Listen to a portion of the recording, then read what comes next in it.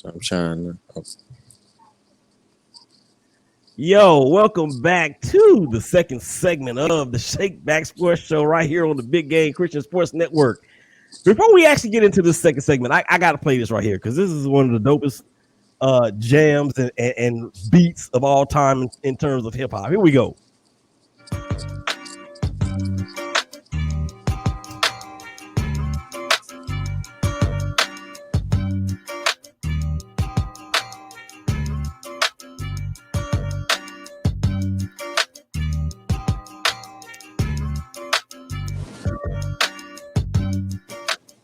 So I didn't mean to cut that short the way that I did, but anyway, welcome back to the second segment. Look, I'm not the dopest engineer in the game. That actually goes to Big Day, and he is doing all that behind the boards. Welcome back, Rachel Hill, to the second segment. Marshawn Powers is he was here with us, but he is going to be here joining us here in just a second. Rachel, before we move on any further in the second segment, it is being brought to you by ADT Alarm Systems. So you just closed on your new home. Congratulations. Let's make sure it's secure with ADT Alarm Services with an awesome new home security system that includes doors, windows, outdoor cameras, and you can mix and match. Plus, you are a current homeowner that has a system that needs upgraded. Call Terrence Woodall at 682-429-4147, 682-429-4147. And let's Terrence take care of all of your home alarm needs. All right, so here we is all together. You got the OG, you got the first lady, and you got the Powers. What's going on, Marshawn? How are you doing, bro? I'm good, man. I'm good. I'm sorry I'm late, but I'm fashionably late because I'm here, man. You guys miss me. That's Well, maybe we miss you. Maybe. Yeah, we know that you've been out of the country, man, and doing your thing. So we ain't gonna hold your feet to the fire too badly. But let's just get back to this because this has been an all gas, no brakes in terms of all this breaking stuff with head coach or former head coach for the Miami Dolphins, Brian Flores, and the allegations and the lawsuit that has been filed in New York City. Okay, so we talked about that in the first segment. Marshawn, we're going to give you the floor for the first few minutes here and just kind of echo your opinions on everything that we have found out to this point. So I just feel like it's really kind of crazy how, first of all, there's only one black head coach in all of the NFL right now. One. And I want to say how I walked away kind of astonished how, nobody really got taken serious. Like not one African-American head coach got taken serious for a head coaching job this year. What happened to Brian Flores was crazy. For Bill Belichick basically to kind of spill the beans to him and pretty much think he texted the wrong Brian, I kind of think was malicious. I don't think that was no accident. I don't think you know how many Brians there are in the world? You know how many Johns there are in the world? You know how many Rachels there are in the world? I'm just not going to save somebody's name as Brian because then I'm going to be wondering. I mean, Bill's a little bit old. So Bill just ain't going to know that's that Brian, So I kind of don't buy that one. But what happened in Denver when they were drunk and what happened in Miami, I think owners like that need to kind of lose their team, So I feel like if that was to happen to a player who was, betting on games or anything of that nature, then they would be kicked out. So the same thing should happen for those owners. And for the Houston Texans of any team to come out and offer Flores a job, and we talking about one of the most openly racist front offices in all of the NFL, calling their players plantation workers, paid plantation workers, to name him a finalist is like a slap in the face. They never probably were going to hire that man. But, to look good for optics, for PR moves, oh, yeah, we're going to name him as one of the finalists. I think that's all BS. And if I'm Flores, I'm not taking that job. That's a rebuild job. You don't deserve a rebuild job, especially from where you came from. I don't see the NFL trying to blackmail Brian Flores because they can't. because I feel like he has too many former African American coaches that stand behind him and guys that want to be head coaches that are African American or that are position coaches that probably will stand with them. So I'm with Brian Flores. I actually want to see where this goes. I want to see those owners that blatantly was racist to him in some way, be held accountable. So and Rachel and I talked about that very thing in the first segment, particularly Bill Belichick and whether or not it was egregious.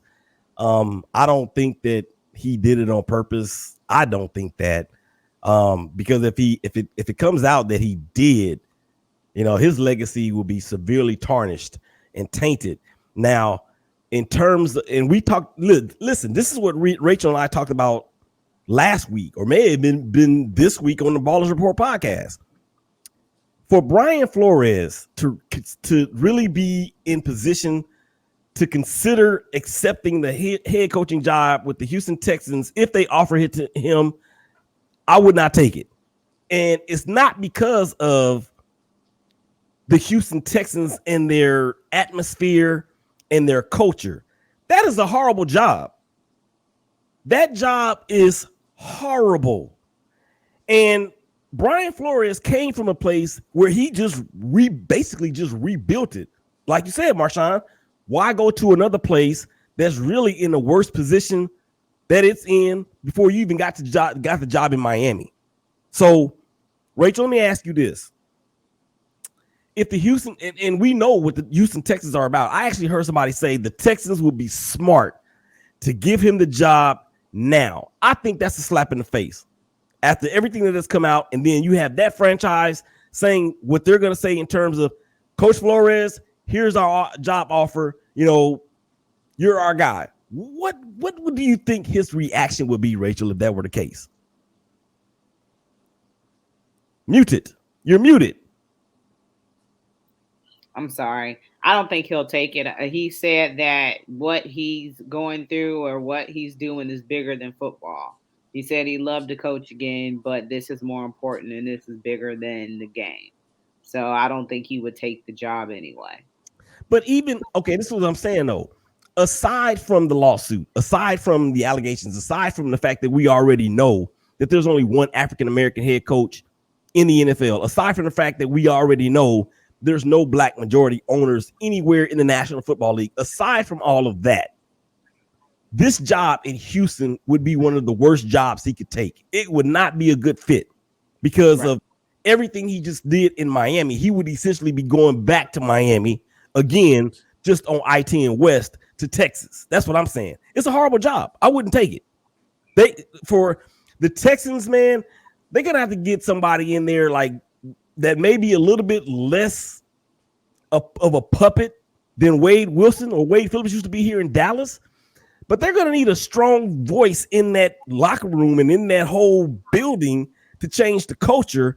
But who would take a gig like that, knowing that the Texans are everything that they are? I mean, I know a name of a guy who I feel like is an in-house guy who I think would deserve it because I feel like the Texans are ran as the Patriots. So I think Gerard Mayo, the linebackers coach, defensive coordinator, I think he would be a great fit for it. You've already been there. You know what the team has been through. You kind of know the direction of the defense. You're familiar with the direction of the offense, kind of. You don't really know what you get out of Davis Mills. I mean, you need a number one receiver. You need a running back. You need a tight end. You need a lot. But you need a team in Houston. Yeah, you essentially need a team. But I feel like somebody like that. I feel like all I'm saying is the Texans need a guy who is building as a head coach, who isn't afraid to build with the team. Make some mistakes maybe. You don't need a guy who's already built the team, who's already seen some success, which Flores has had with the Dolphins. I was reading something where, the Dolphins only had 3 winning seasons out of the last 10 years, and 2 of them came out of Brian Flores. Mm-hmm. We just why would you go back to a team that's picking in the top 5 of the draft just to have to rebuild? That's silly. If I'm Brian Flores, If I'm him and the teams weren't open, I would have went to Denver. Why? Denver's a quarterback away. I'd have went to Chicago. Chicago is maybe a defense and some position players away. I would have went to Washington. I mean, New York. New York is a quarterback away. But none of those options were on the table. So I just kind of, if I'm him, I sit this one out, man. Ride this lawsuit, see where it goes, and pick it up again next year. See what teams open next year, and what position you could get.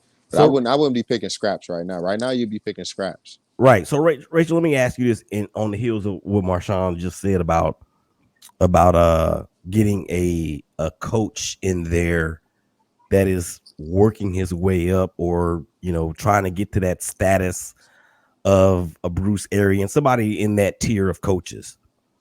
We're talking about African American coaches, guys, not just coaches. We're talking about African American coaches. That's not going to work based on the blueprint that the NFL and these franchises have left for us. They're not going to afford an opportunity for an African American coach to come in and develop himself as well as develop a team. He ain't gonna be there long enough. I only know of one. Go, Rachel. Go. I was just gonna say the average time a black coach gets with the NFL team is 2.5 years, and the average time that a white coach get with a sorry team is 3.5 years. So, yeah, that's another thing as well, because the minute that he's not able to rebuild that team within the year 2, they're looking to get him out. So, and that's why it would be a lost cause. And that's why I wanted to make sure that we emphasize that, because that's a big deal. I mean, obviously we see or have seen that the leash, for the lack of a better term, because I don't even want to use that in this context, is the hook, the leash, whatever you want to call it, is shorter for us, or for African American men trying to gain a position in the NFL of that magnitude. Now, Black History Month is what it is.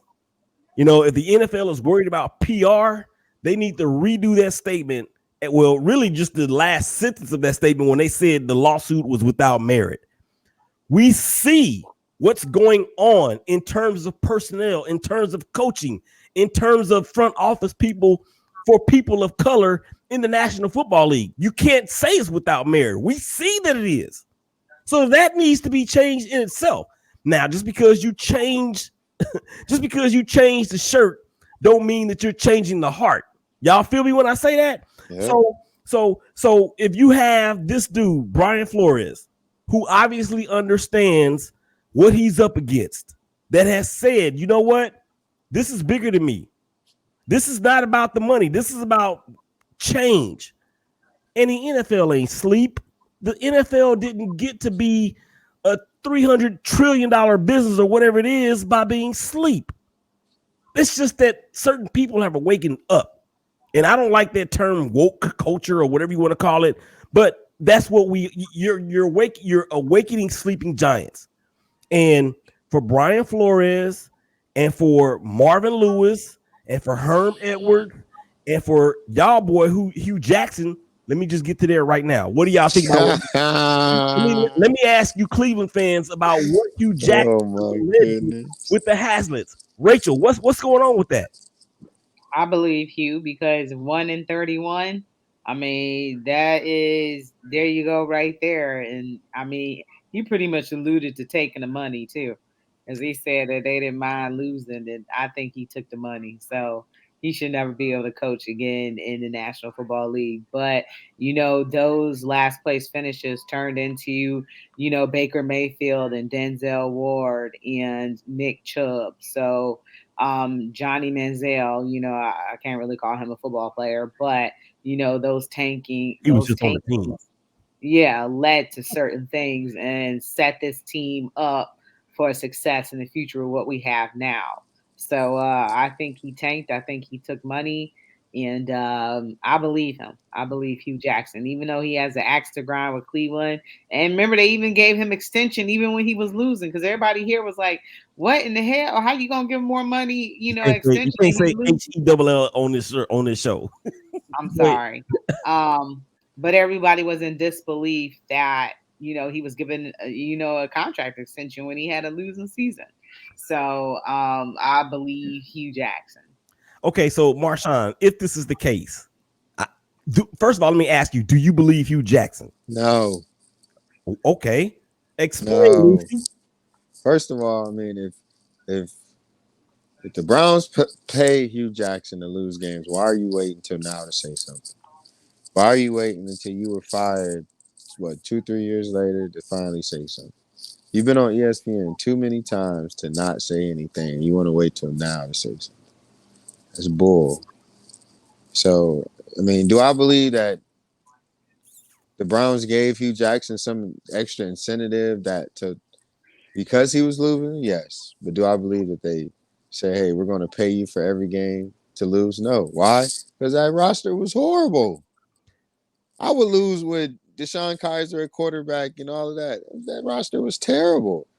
Anybody could lose with that roster. If Kevin Stefanski was the head coach with that roster, he would be fired right now. Well, anybody did lose with that roster. Exactly. So I've always stood on the ground that do I believe Hugh Jackson was given a fair chance in Cleveland? No, because a fair chance wouldn't have been cutting guys like Dante Whitner and Carlos Dansby and Joe Hayden and things of that nature. Who, Rachel? Joe Hayden. Joe Hayden, I don't think that was a smart move by completely just stripping the roster down to the stubs and playing with Canadian Football League players. I don't think that was a smart move, but no. Well, I don't know. To the Browns' defense, I mean, they did get rid of Freddie Kitchens pretty quickly because he was stupid. But okay, but what I'm saying is that the whether he was stupid or not, they did something about it because we've seen that an African American can improve a program and be let go, but we've also seen their white counterparts do something stupid and still be the head coach or even get another opportunity. Can I ask you a question? Can I ask you this question? Wait, one second, because I heard a report on Friday that Adam Gase is being considered for heavy contention for the offensive head or the offensive coordinator position with the New York Giants. That's what I heard on Friday. So how much more stupid can you be and continue to get shots? Because we all know that the OC DC is the one step underneath being the head coach. And Marshawn, I'm gonna let you get to your point, man. We gotta take a break here in just a second. I want to throw that in, and I want to also answer your question about Hugh Jackson. Why you think he did or didn't say anything? Number one, he didn't have a job at the time, so he got a job. He's the head coach at Grambling now, and he ain't got to worry about that NFL stuff. Anyway, come on back on the other side of the break, y'all. We're gonna get to that and so much more. Marshawn's gonna finish his point. To the dopest engineer in the game, Big Day, Rachel Hill, Marshawn Powers, Willie Epting Jr. Y'all come on back and holler at us.